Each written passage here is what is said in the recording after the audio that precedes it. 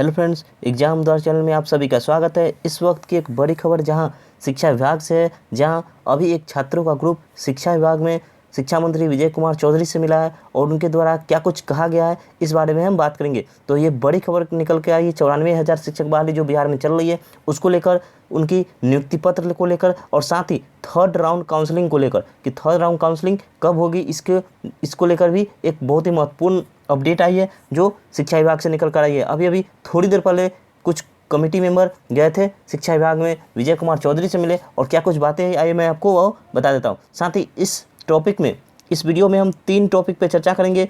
एक प्रधानाध्यापक की नियुक्ति को लेकर, उसमें ज़्यादा कुछ है नहीं लेकिन फिर भी जो भी ऑफिशियल अपडेट है वो मैं आपको थोड़ा सा बता दूंगा। साथ ही जो भी 94,000 शिक्षक बहाली चल रही है उसमें क्या कुछ इंपॉर्टेंट है और जो क्या कुछ कहा गया है, जहां सीटें रिक्त रह गई है उसके बारे में कब थर्ड राउंड काउंसलिंग हुई और क्या कुछ अभी चल रहा है उस सीट पे, जो खाली सीट है उस पर अभी भी कुछ महत्वपूर्ण टॉपिक पे चल रहा है चर्चा, तो उसको लेकर चर्चा करेंगे। तो सबसे पहले हम देख लेते हैं क्या कुछ मिला है शिक्षा मंत्री से अपडेट। तो बिहार शिक्षक बहाली शिक्षा मंत्री से मुलाकात के बाद सामने आई बड़ी खबर, सभी को नियुक्ति पत्र एक साथ दिया जाएगा। ये सबसे इंपॉर्टेंट है। जो भी 94,000 शिक्षक बहाली चल रही है उसमें जो पहला और दूसरा राउंड का काउंसलिंग हो चुका है उन सभी को, साथ ही थर्ड राउंड की काउंसलिंग को लेकर अभी बात चल रही है। आइए देखते हैं क्या और कुछ है। तो थर्ड फेज की काउंसलिंग के उपरांत सभी चयनित अभ्यर्थियों को नियुक्ति पत्र दिया जाएगा। 2 राउंड काउंसलिंग हो चुका है, एक जुलाई में और दूसरा अगस्त में हुआ था। थर्ड राउंड काउंसलिंग की अभी बात नहीं आई है, लेकिन ऐसा कहा जा रहा है, विजय कुमार चौधरी जो शिक्षा मंत्री हैं उनके द्वारा कहा गया कि थर्ड फेज की काउंसलिंग के उपरांत सभी चयनित अभ्यर्थियों को नियुक्ति पत्र दिया जाएगा। साथ ही उन्होंने कहा कि नियुक्ति के उपरांत सर्टिफिकेट जांच क्लियर होने पर वेतन आदि भुगतान की संभावना बनती है। साथ ही थर्ड फेज की अभी तक तिथि निर्धारित नहीं है, लेकिन शिक्षा विभाग जल्द इस पर निर्णय लेगा। यानी कि कहा जा रहा है कि थर्ड फेज की काउंसलिंग के बाद ही आपको नियुक्ति पत्र मिलेगा, लेकिन थर्ड फेज कब होगा इसकी कोई गारंटी नहीं है। अभी इसकी शिक्षा विभाग की तरफ से जल्द निर्णय लिया जाएगा, लेकिन कब लिया जाएगा ये भी अभी नहीं बताया गया है और ना ही कोई डेट फिक्स की गई है कि कब थर्ड फेज काउंसलिंग हुई। तो ये तो नियुक्ति पत्र को लेकर बात हो गई। चलिए अब बात करते हैं, साथ ही इसमें एक और टॉपिक है, क्या नियुक्ति पत्र आपके जो सर्टिफिकेट है उसकी जांच क्लियर होने के बाद आपको वेतन आदि की संभावना बनेगी। यानी जब तक आपकी जांच क्लियर नहीं हो जाती, जब तक सर्टिफिकेट की जांच क्लियर उसके बाद ही वेतन का भुगतान किया जाएगा, लेकिन उससे पहले सबसे महत्वपूर्ण है आपको नियुक्ति पत्र मिल जाए। और ये देखते हैं कब तक मिलता है, क्योंकि फर्स्ट और सेकेंड राउंड की काउंसलिंग हो चुकी है, सभी के सर्टिफिकेट भी रख लिए गए हैं। तो ये सबसे इंपॉर्टेंट है कि आपको नियुक्ति पत्र मिले। चलिए अब दूसरी बात चर्चा हम कर लेते हैं, ये प्रधानाध्यापक से रिलेटेड है, लेकिन एक और टॉपिक है वो हम पहले देख लेते हैं। दूसरा हमारा टॉपिक है सबसे अधिक पद खाली रह गए जिले की पड़ताल, और जिस भी जिला में सबसे अधिक खाली रह गए हैं सीट, आप यहाँ देख सकते हैं दरभंगा, मधुबनी, मुजफ्फरपुर और मोतिहारी, इन चारों जिला में सबसे ज़्यादा सीटें खाली रह गई हैं।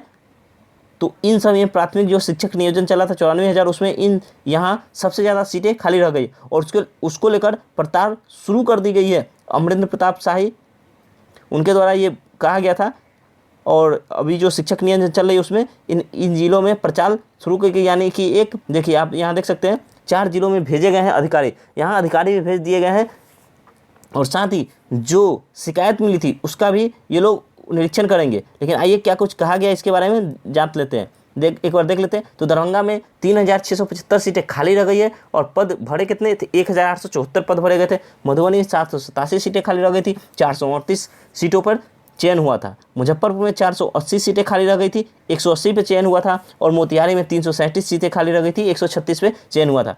तो ये सबसे ज़्यादा, ये जो 4 जिला है यहाँ सबसे ज़्यादा सीटें खाली रह गई है। आइए क्या कुछ कहा गया इसके बारे में वो भी देख लेते हैं। प्राथमिक शिक्षक नियोजन के लिए आयोजित किए गए 2 चरणों की काउंसलिंग पूरी हो चुकी है।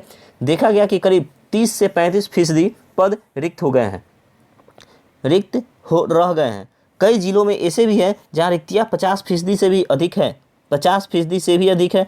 शिक्षा विभाग काउंसलिंग के दौरान काफ़ी संख्या में पद रिक्त रह जाने से हैरान है। विभाग इसलिए भी परेशान है कि उनकी ज़रूरत के मद्देनज़र शिक्षक नहीं मिल पा रहे हैं। फिलहाल पद रिक्त क्यों कम रह गए, इसकी पड़ताल करने के लिए उसने विशेषज्ञ अफसरों को फील्ड में भेजा है। यानी कि कहने का मतलब जो पद रिक्त रह गए हैं, आखिर ये पद रिक्त क्यों रह गए हैं, इसको लेकर एक जांच टीम बनाई गई है और इस अफसरों की एक टीम को फील्ड में भेजा गया है। यानी जो जहाँ ये जो 4 जिले हैं यहाँ तो भेजा ही गया है, साथ ही और भी जिले में जहाँ ज़्यादा सीटें खाली रह गई उन सभी जिलों में ये अधिकारी जांच कर रहे हैं कि सीटें क्यों खाली रह गई है। चलिए आगे क्या कुछ लिखा है इसके बारे में और भी देख लेते हैं। तो 4 जिलों में भेजे गए अधिकारी ये काउंसलिंग के दौरान आई शिकायतों का भी स्वरूप भी जानेंगे।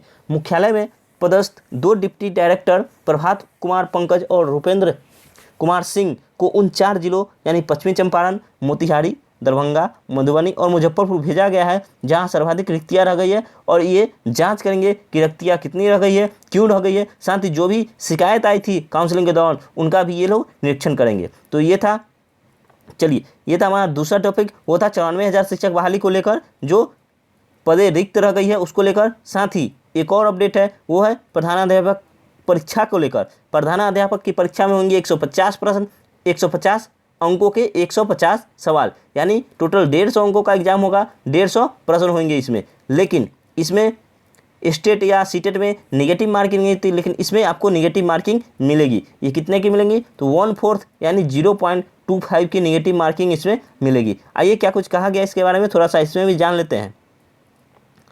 तो इसमें कहा गया है प्रधानाध्यापक नियुक्ति एवं सेवाशर्त नियमावली 2021 के संबंध में बुधवार को अधिसूचना जारी कर दी गई है।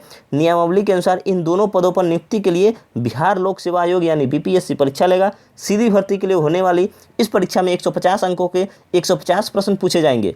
अधिसूचना के मुताबिक सभी प्रश्न ऑब्जेक्टिव और बहुविकल्पिक होंगे, साथ ही परीक्षा में निगेटिव मार्किंग भी होगी। तो 150 प्रश्न 150 नंबर के होंगे और निगेटिव मार्किंग 0.25 होंगे। आइए आगे क्या कुछ कहा गया है, इसमें कुछ अर्हताएं दी गई है, आपकी क्या योग्यताएं होनी चाहिए वो हम देख लेते हैं। तो 5,334 उत्क्रमित +2 स्कूलों में होगी प्रधानाध्यापक की नियुक्ति। प्रधानाध्यापक की नियुक्ति किसमें होगी, जो उत्क्रमित +2 विद्यालय है उसमें प्रधानाध्यापक की नियुक्ति होगी। साथ ही 45,892 प्रारंभिक स्कूलों में, जो प्रारंभिक स्कूल में उसमें प्रधान शिक्षक की नियुक्ति होगी। तो प्रधानाध्यापक बनेंगे उत्क्रमित मध्य विद्यालय, उत्क्रमित जो +2 विद्यालय में कन्वर्ट हुए उसमें, और जो प्रधान शिक्षक बनेंगे वो प्राथमिक विद्यालय में बनेंगे। तो आगे है प्रधानाध्यापक पद के लिए निजी स्कूलों के शिक्षक भी पात्र होंगे।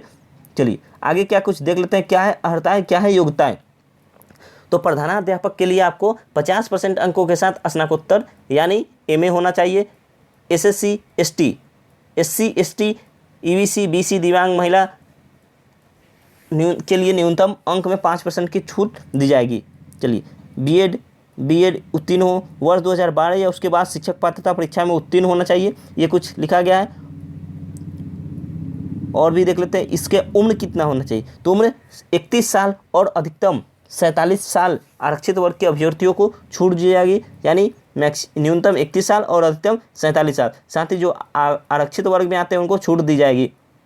नियुक्ति की प्रक्रिया क्या है, तो शिक्षा विभाग रिक्त पदों की गणना कर रोस्टर क्लियरेंस के बाद आरक्षण कोटिवार बीपीएससी को भेजेगा। सरकारी स्कूलों के शिक्षकों को उनके वेतन के साक्ष्यों के आधार पर प्रमाण पत्र दिया जाएगा। सीधी भर्ती से नियुक्त प्रधानाध्यापक को 2 वर्ष की परिवीक्षा अवधि पर रखा जाएगा, बाद में उसे विभागीय परीक्षा भी देनी होगी। प्रधानाध्यापक का पद अंतर प्रमंडलीय स्थानांतरणीय होगा। साथ ही कोई प्रधानाध्यापक सेवा कार्य के दौरान मरता है तो परिजन को अनुकंपा पर नौकरी मिलेगी। चलिए आगे क्या है, प्रधान शिक्षक के लिए 8 वर्ष का अनुभव जरूरी। जो प्रधान शिक्षक है उनके लिए 8 वर्ष का जरूरी होगा, और साथ ही जो प्रधानाध्यापक बनेंगे उनको 10 वर्ष का अनुभव जरूरी होगा। चलिए तो ये था, इसमें देख लेते हैं प्रधान शिक्षक के लिए अभी अधिसूचना जारी नहीं की गई है। हालांकि विभागीय सूत्रों के मुताबिक प्रधान शिक्षक पद के लिए पंचायती राज संस्थाओं के तहत संचालित स्कूलों के प्रारंभिक मूल कोटि के शिक्षकों के लिए 8 वर्ष का अटूट अनुभव जरूरी होगा। जानकारी के मुताबिक इस वर्ग में संबद्धा प्राप्त स्कूलों में पढ़ाने वाले शिक्षक को आवेदन का मौका नहीं दिया जाएगा। तो ये था हमारा आज का सेशन। आपको ये सेशन कैसा लगा आप हमें ज़रूर कमेंट करके बताएं। साथ ही वीडियो को लाइक और शेयर कर दे। चैनल को अभी तक आपने सब्सक्राइब नहीं किया तो चैनल को सब्सक्राइब कर ले। हम आपसे फिर मिलेंगे नेक्स्ट वीडियो में, तब तक के लिए जय हिंद जय भारत।